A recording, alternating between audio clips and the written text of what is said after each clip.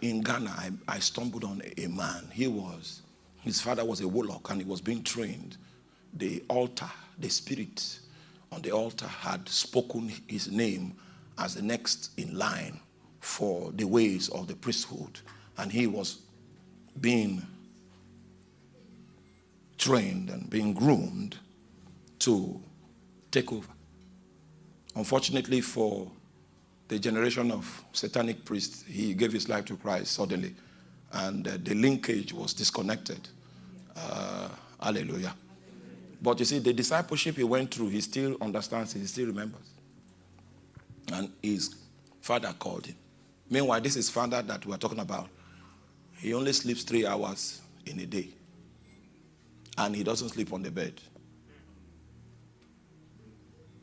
He spends all night in the shrine. Even though his father had a job as a security man, he spends all night in the shrine.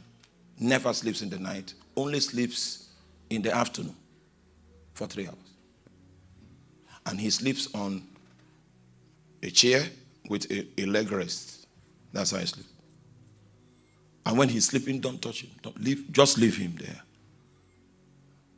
Right? So this man taught his son. He said, when you take over this shrine, there are 3 sets of people that you should not fight because you will not win. Say, number 1, Christians that pray in the night. If you investigate the man's portfolio and you find night prayer as an ingredient, forget about that fight. You can use other means to settle your grievances, political means of reconciliation. But don't fight, don't engage. Is it the second kind of people that you should not tamper with are Christians that pray long prayers. Long. Is it the third kind of people that you should not engage are Christians that pray intermittent prayers? He has prayed now for 30 minutes. And then he's in the bus station. He picks it again. He may not pray for long, just for another 30 minutes.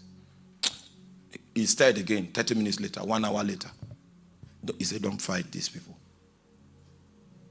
When you test a man and you don't see any oil in his prayer gauge, shave his head.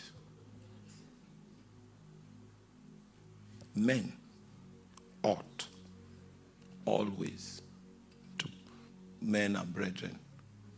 If in these 3 categories I mentioned, you can't find yourself there.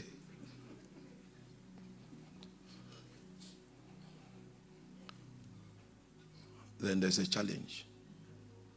Because when a situation is orchestrated from the realm of the spirit against you, your PhD in civil engineering will count for nothing.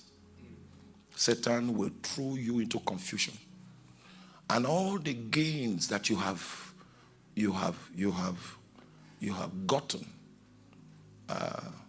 in your progression, he can upturn it in a moment because you don't have the requisite spiritual capacity